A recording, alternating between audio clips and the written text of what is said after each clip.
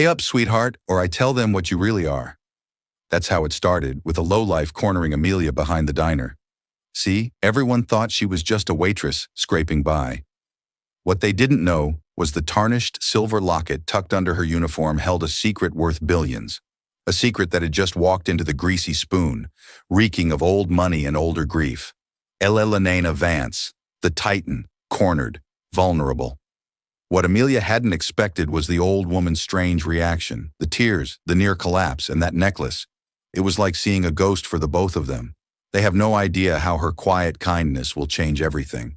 This isn't just a story about wealth and poverty. It's a story about a secret buried for 30 years, a devastating betrayal, and a single piece of jewelry that holds the power to reunite a family or tear it apart forever.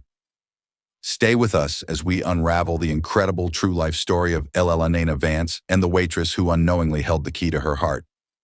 Elena Vance was a creature of habit and precision. At 82, she ran the Vance Global conglomerate with the same iron will she'd possessed at 42.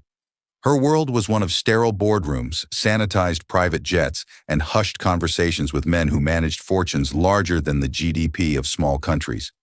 Yet once a month, she broke her own rules. She would dismiss her driver, take a simple black town car, and visit the Corner Bistro, a quiet, unassuming restaurant in a part of New York City she rarely frequented anymore. It wasn't the food she came for, though it was decent. It was the ghost of a memory. This was where she and her late husband Richard had their first real date. Back then, it was just a struggling diner, and they were just two ambitious kids with a dream cooked up in a garage. Now the garage was a global tech campus, and Richard was 10 years gone. The bistro was a time capsule, and sitting in her usual corner booth, Elena felt the suffocating weight of her e-lift, replaced by the heavier, sharper weight of grief.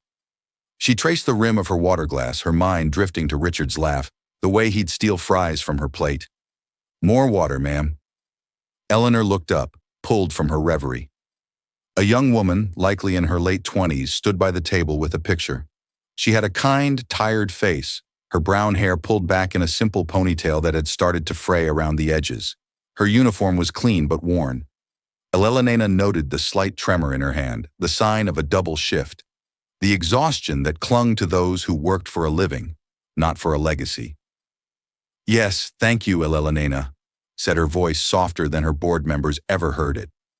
As the waitress leaned forward to pour the water, the lamplight from the fixture above caught something on her chest, a glint of silver. It was a necklace, long and delicate, tucked partially into the collar of her uniform. From the chain hung a small, uniquely shaped charm. It was a star, a locket fashioned into a five-pointed Polaris. Elena's breath hitched. Her manicured hand, adorned with a formidable diamond ring, flew to her own throat, where nothing lay but the crepey skin of old age. It couldn't be. It was impossible. There was only one of those in the world. Richard had designed it himself, had it custom-made by a master silversmith in Italy for their 10th anniversary. The necklace. Elena stammered, her voice a raw whisper. The world around her seemed to warp and fade. The clatter of cutlery, the murmur of other diners, it all dissolved into a low hum. The waitress straightened up, a look of polite confusion on her face. She touched the star locket instinctively. "Oh, I'm sorry. Is it unprofessional? I can tuck it in?" "No," Eleanor said, her voice cracking. Her eyes, usually sharp and analytical, were suddenly clouded with a storm of emotion. She leaned forward, her gaze fixed on the piece of jewelry. She could see the faint, familiar scratches on its surface, the way the chain had worn thin near the clasp. "Where did you get that?" The question was not a polite inquiry. It was a demand, raw and desperate, stripped of all her usual composure. The waitress, whose name tag read Amelia, looked taken back, even a little frightened by the sudden intensity of the old woman. It was my mother's," Amelia replied, her hand still protectively covering the locket. "It's been in my family a long time." "Your mother?" Eleanor's mind was a whirlwind. Isabella, her daughter, her beautiful, rebellious, lost daughter. The argument, the slammed door, the years of silence that followed, it all came crashing back. Elena pushed herself to her feet, her movements unsteady. The carefully constructed fortress of her composure, built over decades of loss and ruthless business, was crumbling. She reached a trembling hand across the table, not to touch the necklace, but as if pleading with the ghost it represented. "Please," Elena whispered, and the sound was so broken it startled them both. "I have to know, what was your mother's name?" Amelia hesitated, her brow furrowed with concern. This elegant, powerful woman was visibly falling apart in front of her. "Are you all right, Mom? Should I get you some air?" "Her name," Elena insisted, her voice rising, drawing stares from the adjacent tables. A single tear, hot and hoe-heavy, escaped her eye and traced a path through the fine lines on her cheek, then another and another. The billionaire, the titan of industry, Elena Vance, stood in the middle of a cheap bistro and began to sob a heart-wrenching, silent breakdown that shook her entire frame. All for a waitress's necklace. Amelia, stunned and overwhelmed, could only whisper the answer. Her name was Isabella. Isabella Reed. Isabella. Elena's hand flew to her mouth to stifle a cry of pure, unadulterated anguish. It was her, after 30 years of searching, of hiring private investigators, who came up with nothing of nights spent staring at an empty nursery. Here was the answer. In a bistro around the neck of a tired waitress, her granddaughter. The ride to Elena's estate was a blur of silence and disbelief. Amelia, who had called her friend to cover the rest of her shift, sat awkwardly in the plush leather seat of the Rolls-Royce Phantom, a vehicle more luxurious than any apartment she had ever lived in. Beside her, Eleanor Vance was a study in contained grief, her eyes red-rimmed but dry, now staring out at the city lights as if seeing them for the first time. They pulled through imposing iron gates and up a long winding driveway to a sprawling stone mansion that looked more like a museum than a home. A uniformed butler, a man named Charles, who had served the Vance family for 40 years, opened the door. His face a mask of professional concern at the sight of his employer's disheveled state and her unexpected guest. "Mrs. Vance, is everything all right?" he asked, his voice a low, respectful baritone.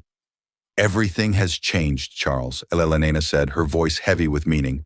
"Please bring tea to the library for 2.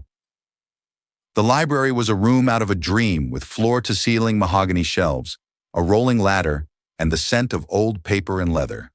A grand fireplace dominated one wall, a portrait of a handsome, smiling man hanging above it. It was Richard. Elena sank into a deep armchair near the hearth. "Please sit." She gestured to Amelia, who chose a stiff-backed chair opposite her, perching on the edge as if ready to flee. "Ma'am, Mrs. Vance, I don't understand what's happening." Amelia began, her voice trembling slightly. Elena took a deep, shuddering breath. "That necklace." She started, her gaze drifting back to the silver star. "My husband Richard, the man in the portrait, he had it made for me. There is only one in the world. It is a locket. Is there anything inside?" Amelia's hand went to the locket. "My mother told me never to open it. She said it would only bring questions I wasn't ready for." She hesitated. Then her fingers found the tiny, almost invisible clasp. With a faint click, the star opened. Inside, on one side, was a tiny, faded photograph of a young laughing couple. It was a much younger Elena and Richard. On the other side, an inscription was engraved in elegant script. Amelia squinted to read the words aloud. "To my Polaris forever, my guide, RV." Her eyes widened as she looked from the picture to the woman in front of her, the connection finally impossibly clicking into place. Tears welled in Elena's eyes again. Polaris, the North Star. He always said I was his guide, the fixed point in his universe. She paused, gathering her strength. 31 years ago, I gave that locket to my only daughter, Isabella. She began to tell the story, her voice low and filled with a pain that time had not dulled. Isabella was her world, a vibrant, artistic, free-spirited girl who was the light of her and Richard's life. But as she grew older, she clashed with the rigid high society world Elena was grooming her for. Then she fell in love. His name was Daniel Reed. Elena recounted, shame coloring her tone. He was a musician, a wonderful, gentle soul, but he had nothing. No money, no prospects, no name. I was afraid for her. I wanted her to have security, the life I had fought so hard to build. I forbade her from seeing him. The memory was sharp, a shard of glass in her heart. The fight had been terrible. Words were said that could never be taken back. "You care more about your money than my happiness," Isabella had screamed. "You don't understand love, only contracts and acquisitions." She was 22, Elena whispered. She packed a bag that night. "I thought she'd be back in a day, a week at most, but she never came back. She just vanished." She looked at Amelia, her eyes pleading for understanding. "We searched for years. We hired the best people. It was as if she had disappeared from the face of the earth. Richard died without ever knowing what happened to his little girl." Amelia listened, her own history being rewritten with every word. Her mother, Isabella Reed, had raised her alone. She had been a loving but melancholic woman who worked as a freelance artist, always struggling to make ends meet. She spoke little of the past, and never of Amelia's father or her own family. She'd always said they had died in an accident. She had passed away from pneumonia 5 years ago, leaving Amelia with little more than a box of old sketches and the silver locket. "My mother," she told me. "My father gave her the locket before he died in a car crash." "Before I was born," Amelia said softly, the lie she had believed her whole life crumbling. She said her parents were gone too. She never wanted to talk about it. "Daniel Reed, did he die in a crash?" Elena asked, her heart pounding. Amelia shook her head slowly. "I don't know. My mother never used his name. I only know it from my birth certificate. She was always so sad. Now I think I understand why she was alone. She cut herself off from you to be with him, and then she lost him too." The two women sat in silence, the chasm of 30 years of secrets and sorrow between them. In the space of an hour, a waitress had discovered her mother was the runaway daughter of a billionaire, and a billionaire had discovered her lost child had lived and died in obscurity, leaving behind a granddaughter she never knew she had. "You have her eyes," Elena said finally, a sad smile touching her lips. "The same fire," she leaned forward. Do you have any children, Amelia?" Amelia's guard, which had been up all evening, finally dropped. A genuine, warm smile transformed her tired face. "Yes, I have a son. His name is Leo. He's 6, a great-grandson." The news was a balm on Elena's wounded soul, a new branch on a family tree she thought had withered. "I want to meet him," Eleanor said, her voice thick with emotion. "Amelia, I want to give you everything, everything that should have been your mother's, everything that is rightfully yours." But before Amelia could even process the offer, the doors to the library swung open.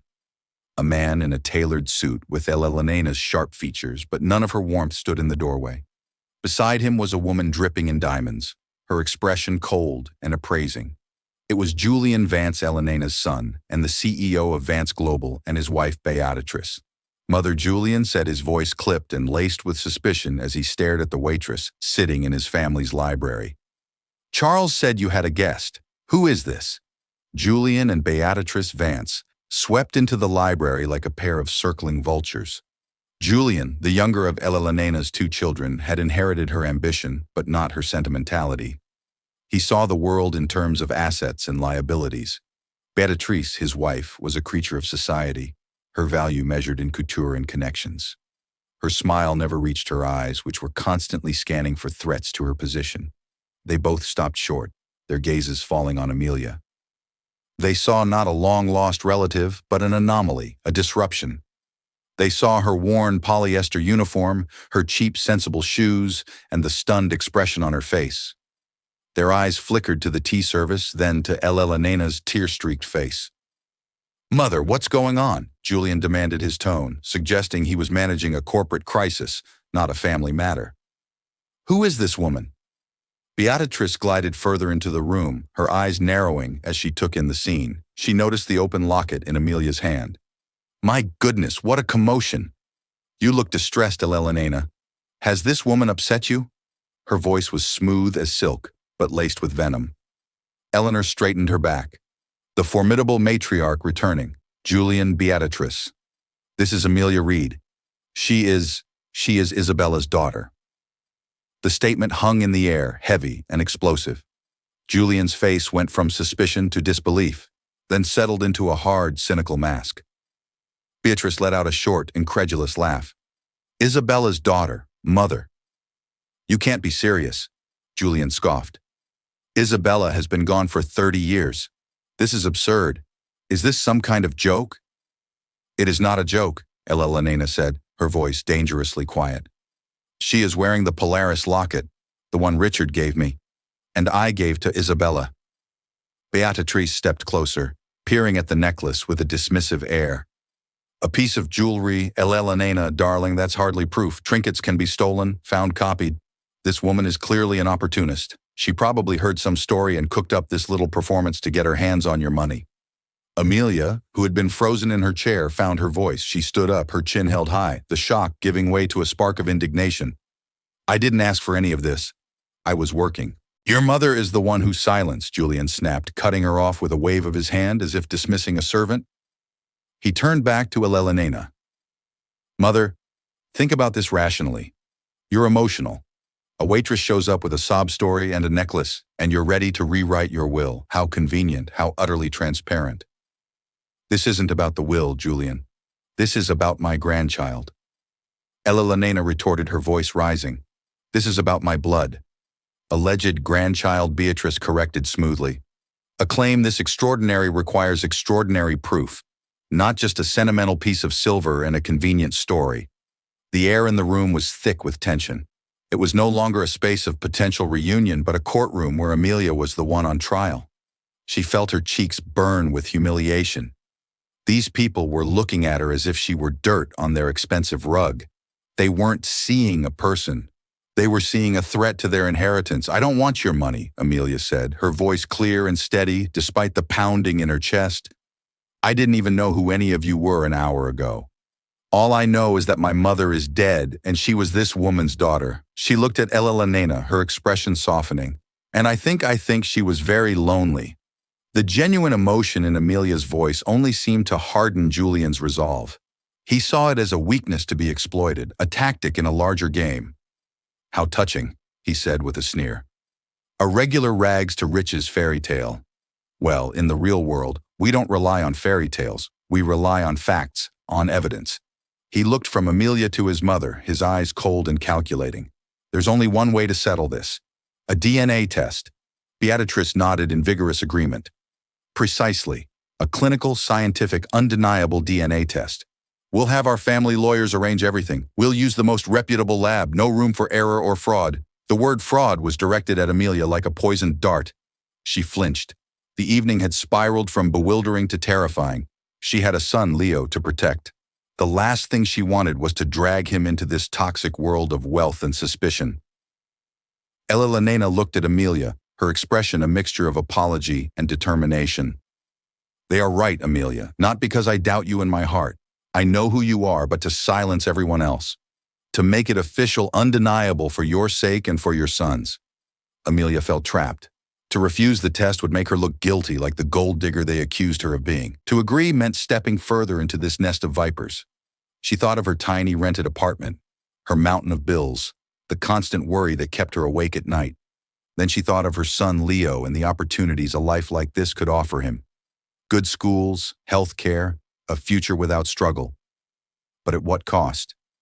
Taking a deep breath, she met Julian's icy stare. Fine, she said, her voice firm. Do it. Do the test. You'll see. I'm not lying. Julian gave a curt, satisfied nod. Excellent. Our lawyer, Mr. Abernathy, will be in touch to collect your sample tomorrow. He then turned to his mother. Until we have the results, I forbid you from giving this woman a single dollar. For all we know, this is an elaborate scam, and she could disappear the moment she gets paid. She will be staying here in this house. As my guest, Elena declared, her authority ringing through the room. A look of fury flashed across Julian's face before he masked it. As you wish, mother, but don't say we didn't warn you.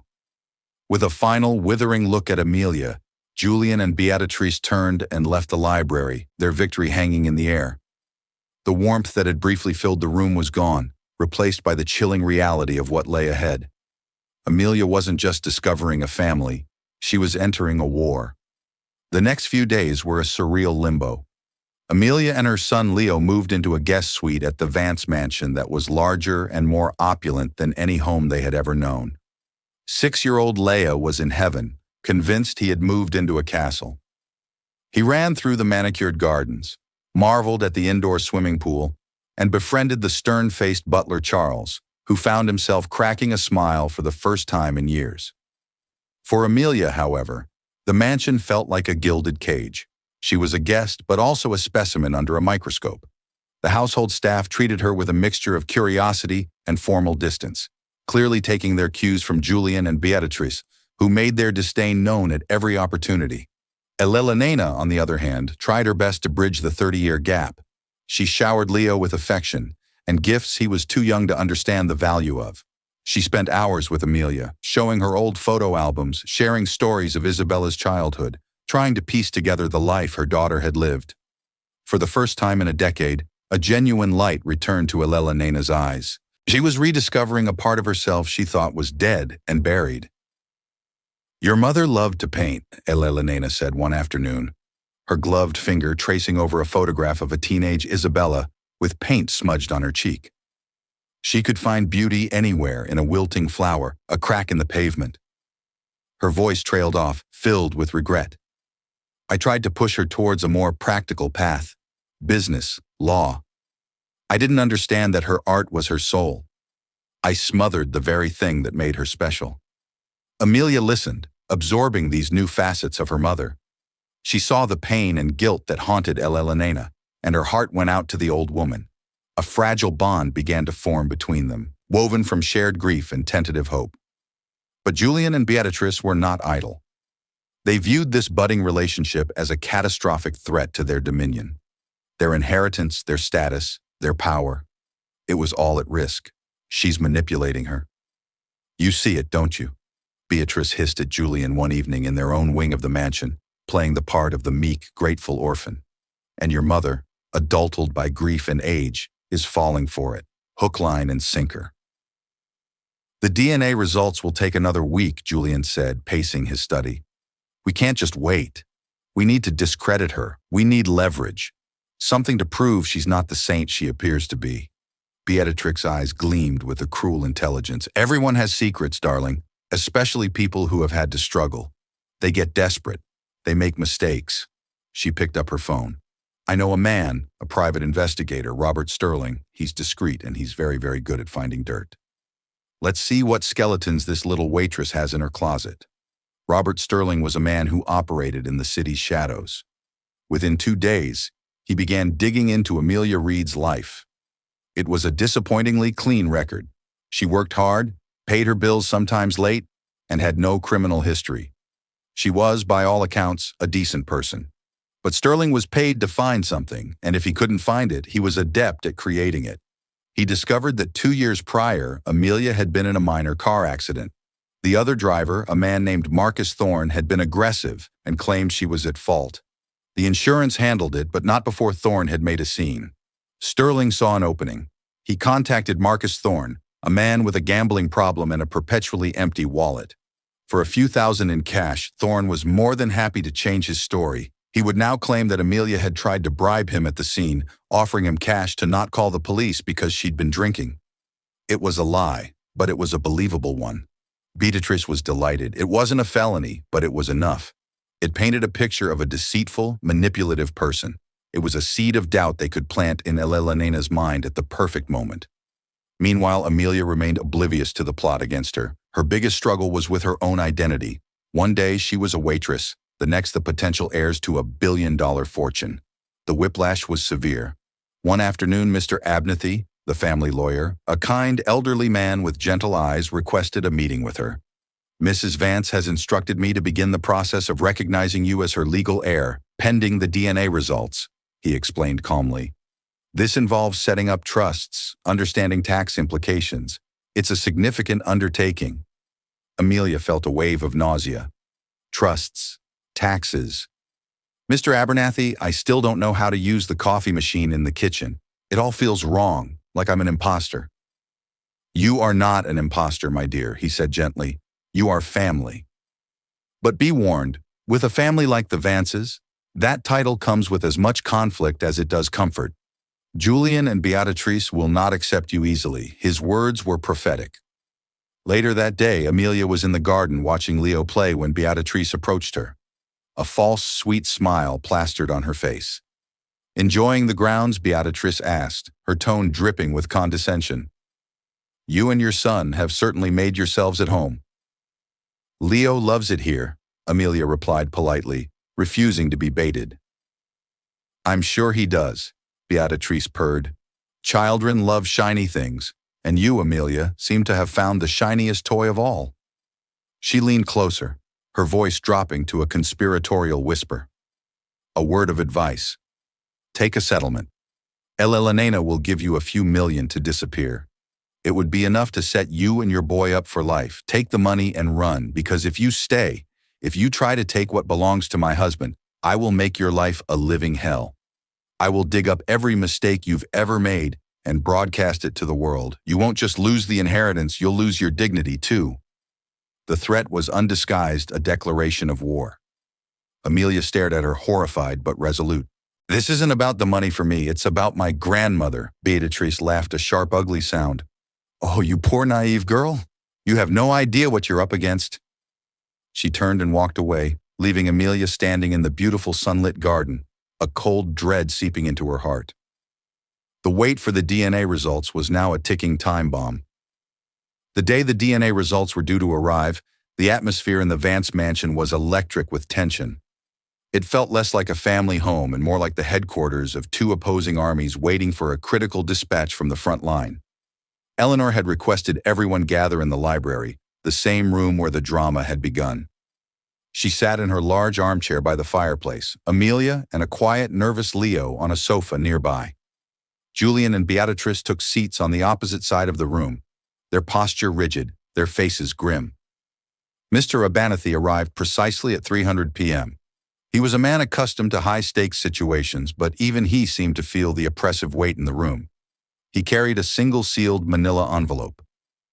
"Good afternoon," he said, his voice a calm anchor in the stormy silence. "I have the results from the lab." All eyes locked on the envelope. It contained more than just a scientific finding. It held the future of the Vance dynasty. Julian leaned forward, his knuckles white as he gripped the arms of his chair. Beatrix's painted smile was tight, her eyes like chips of ice. Amelia held Leo's small hand, her own palm sweating. Mr. Abernathy carefully broke the seal and pulled out a single sheet of paper. He scanned it, his expression unreadable. After a moment that stretched for an eternity, he looked up, his gaze settling on Elena. The analysis compared the DNA sample provided by Ms. Amelia Reed with a sample from yourself, Elena, he announced formally. "The results are conclusive." He paused for dramatic effect. "The probability of grand maternity is 99.9999%. Amelia Reed is without any scientific doubt the daughter of the late Isabella Vance Reed and your granddaughter." A collective gasp went through the room. Elena closed her eyes and a single tear of pure relief rolled down her cheek. She reached a hand out to Amelia, her smile radiant. "I knew it," she whispered. "I knew it in my soul." Amelia felt a wave of vindication wash over her. She squeezed Leo's hand and smiled back at her grandmother, a genuine, happy smile. It was real. It was all real. Julian slumped back in his chair as if he'd been punched, a look of pure fury on his face. This was his worst-case scenario, but Beatrice was not defeated. She was prepared. This was the moment she had been waiting for. "Well," Beatrice said, her voice cutting through the emotional moment like a shard of glass, "that's settled." Then she stood up, a folder in her hand that Amelia hadn't noticed before. "While we were all waiting for this oh-so-touching reunion to be confirmed, Julian and I thought it prudent to do our own due diligence to understand exactly who we are welcoming into this family." Eleanor's smile faded. "Beatrice, what is the meaning of this? This is a moment for celebration." "Is it?" Beatrice replied, her voice saccharine. "Or is it a moment to face the truth? You see, Elena, you may have found your blood, but you have no idea who this woman really is." She opened the folder. "We hired a private investigator, Robert Sterling. Very thorough." She pulled out a document and began to read. "Let's see. Amelia Reed, a string of low-paying jobs, constantly behind on rent. But this is the interesting part. 2 years ago, on May 14th, A traffic accident on a Brooklyn street. The other driver, a Mr. Marcus Thorne. Amelia's blood ran cold. She remembered the incident, the belligerent man who had yelled at her. According to Mr. Thorne's sworn affidavit, Beatrice continued, her eyes gleaming with triumph. Ms. Reed was erratic and smelled of alcohol.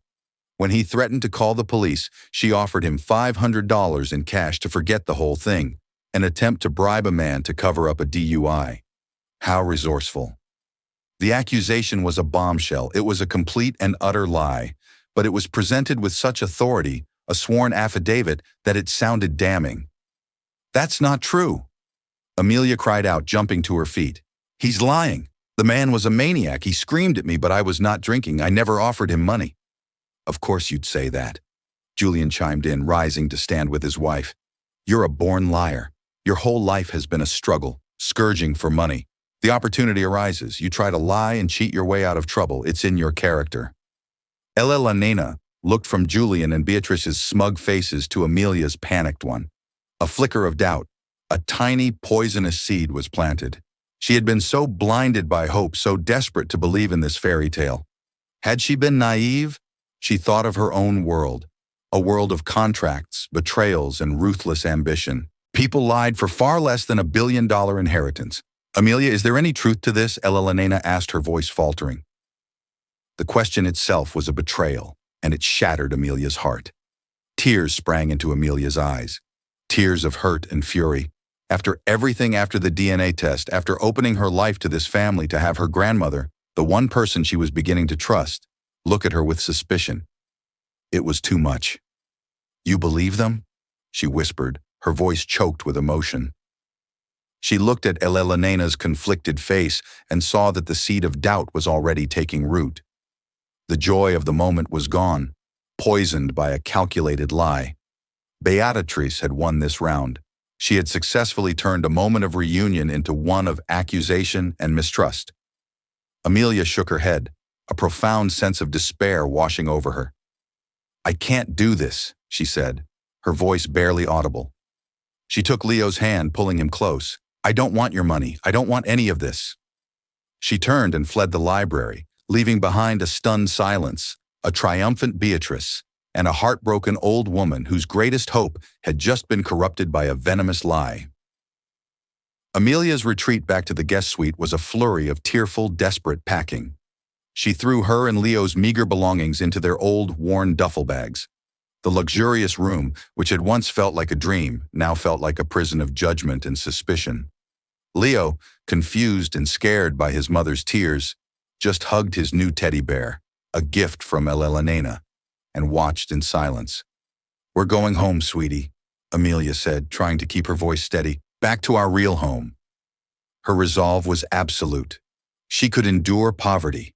She could endure hardship, but she would not endure being called a liar and a cheat. She would not subject her son to a family that would use him as a pawn in their cruel games.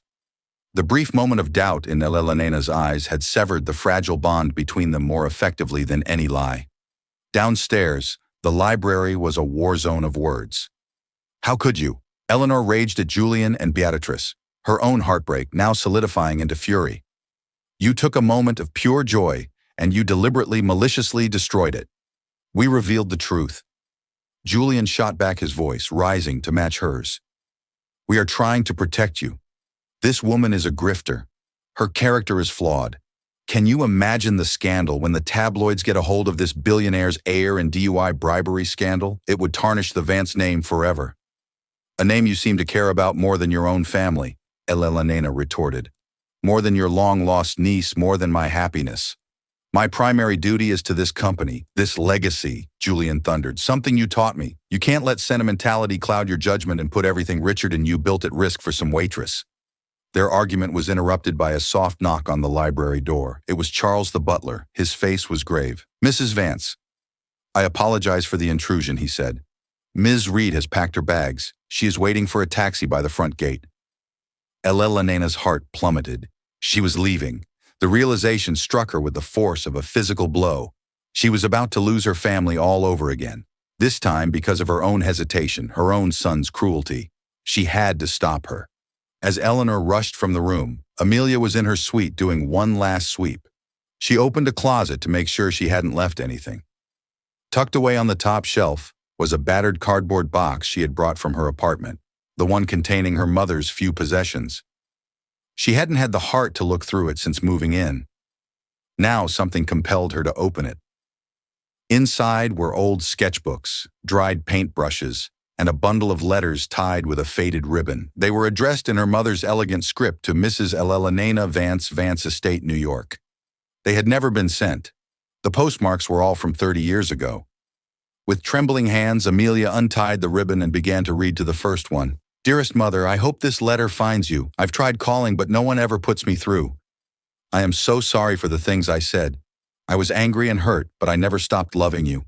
Daniel and I are struggling, but we are happy. I wish you could see that. I wish you could meet him. He is kind and good. Please, Mother, just talk to me." Amelia's breath caught in her throat. Her mother had tried to reconcile. She read another letter, dated a few months later. "Mother, something wonderful has happened. I'm pregnant. You're going to be a grandmother.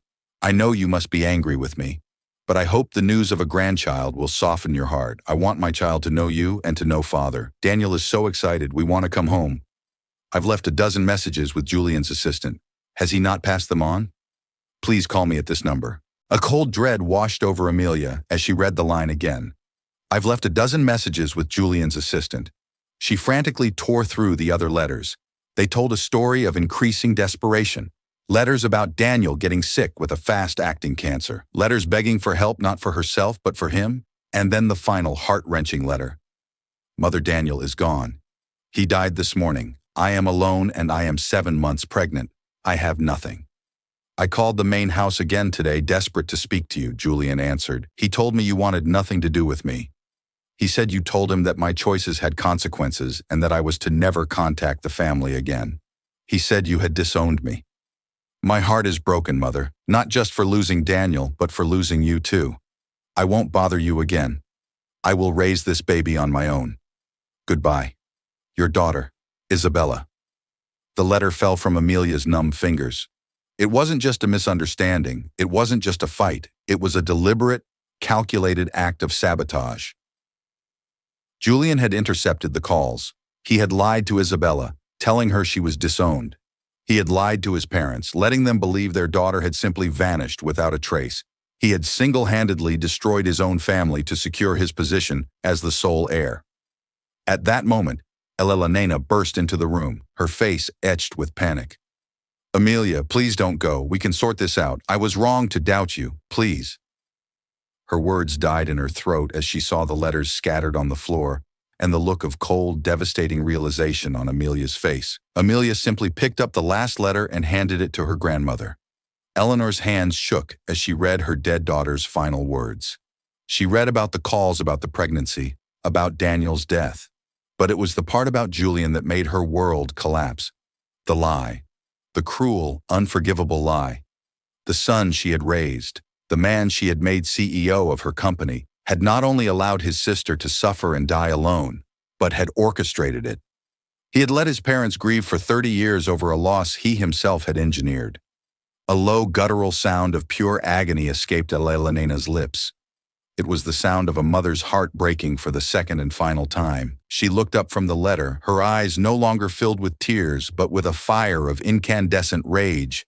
She turned and marched out of the room, the letter clutched in her hand like a weapon. Amelia followed, knowing this was no longer about her. This was about a 30-year-old crime that was about to be brought into the light. They found Julian and Beatrice in the main hall, smugly waiting for the problem to leave. Elena strode right up to her son and without a word slapped him across the face. The sound echoed through the cavernous space. "You!" she hissed, her voice trembling with a rage so profound it was almost silent. She held up the letter. "You did this. You let her die alone. You let us think she was gone. You killed your own sister." Julian's face went white as he saw the letter.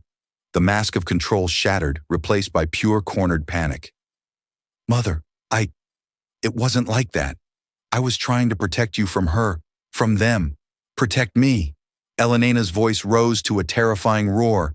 "You destroyed us, for money, for power. You are not my son. You are a monster." The truth was out. ugly, brutal, and undeniable.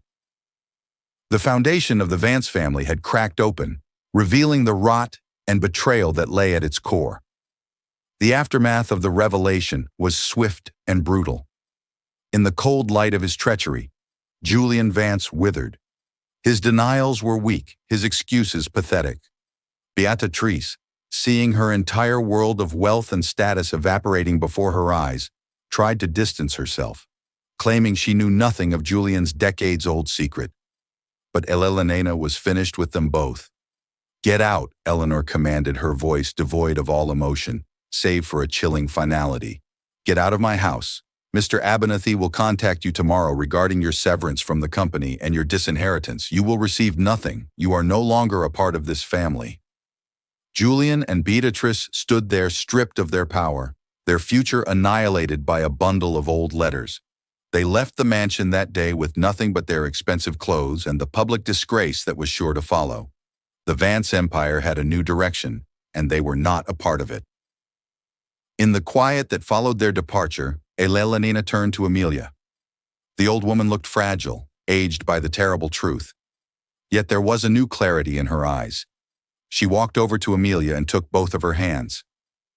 "I am so sorry," Elena said, her voice thick with unshed tears. "I failed your mother, and I failed you by doubting you. Can you ever forgive me?" Amelia looked at the broken woman before her, the woman who was her grandmother, and saw not a billionaire or a matriarch, but just a mother who had lost her child. All the anger and hurt she had felt melted away, replaced by a deep, shared sorrow. "There is nothing to forgive," Amelia whispered, squeezing her hands. "You didn't know. We were both lied to." That moment marked the true beginning of their family. The weeks that followed were not about lawyers and trust funds, though Mr. Abernathy handled all of that quietly in the background, officially installing Amelia as the primary heir to the Vance fortune. Instead, they were about healing. Eleanor, Amelia, and Leo became a small, tight-knit unit. They spent their days not in boardrooms but in the gardens. Elena taught Leo how to play chess the same way she had taught Isabella. Amelia, discovering her mother's old art supplies, started sketching again, a talent she never knew she had. She drew pictures of Leo chasing butterflies of Charles the butler, secretly smiling of Elena asleep in her armchair. A look of peace finally on her face. One evening, Elena found Amelia sitting by the fireplace, the Polaris locket in her hands. "Your mother was supposed to give that back to me on her wedding day," Elena said softly. "It was a tradition I wanted to start. The matriarch passes it to her daughter, who passes it to hers. It's a symbol of our guiding star, the love that leads us home." She gently took the locket from Amelia's hand. "It was mine. Then it was Isabella's. Now, Amelia, it is yours." She carefully fastened the silver chain around Amelia's neck. "Wear it not as a memory of what we lost, but as a promise of what we have found." Amelia touched the star, its cool metal, a comfort against her skin. It was no longer just a piece of jewelry. It was her history, her future, her connection to a line of strong women she was now proud to be a part of. The mansion, once a cold and intimidating palace, slowly became a home filled with laughter. Leo's shrieks of joy echoing in the halls, Amelia's quiet chuckles, and Elena's warm, contented sighs. The ghosts of the past had not vanished, but they no longer haunted the rooms. Instead, they were cherished memories integrated into the fabric of a new, stronger family. Elena Vance, the billionaire who had everything, had finally found the one thing she truly needed, the unconditional love of her family. And Amelia Reed, the waitress who had nothing, discovered that her greatest inheritance wasn't the money, but the grandmother who had been waiting for her all along, guided home by the light of a silver star. In the end, this wasn't a story about a lost fortune being found, but about a lost family being reunited. It's a powerful reminder that the most valuable treasures we possess are not kept in vaults, but in our hearts. The story of Eleanor, Amelia, and Leo teaches us about the devastating power of secrets, the corrosive nature of greed, and the incredible healing power of forgiveness and second chances. It proves that it's never too late to right a wrong, and that the bonds of family, though they may be stretched and tested, can ultimately endure even the deepest betrayals. If this story touched your heart, please let us know in the comments below. What would you have done in Eleanor's position? Have you ever witnessed a moment that changed someone's life forever? We'd love to hear your thoughts, and if you want more incredible true life stories that will inspire and move you, please hit that like button, share this video with someone who needs to hear it, and don't forget to subscribe to our channel and turn on notifications. Thank you for watching.